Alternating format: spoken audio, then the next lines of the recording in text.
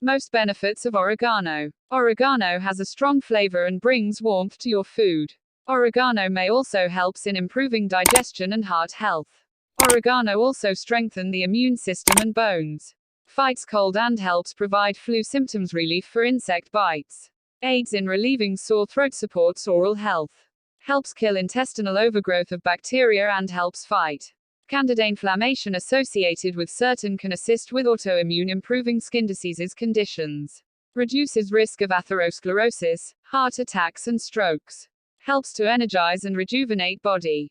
Beneficial in detoxifying body. Aids in digestion. Boosts immune system. Aids in speeding up metabolism. Helps to protect against bacteria that can affect skin and gut. This little plant needs to be in your kitchen and medicine cabinet, as it's a delicious healing agent.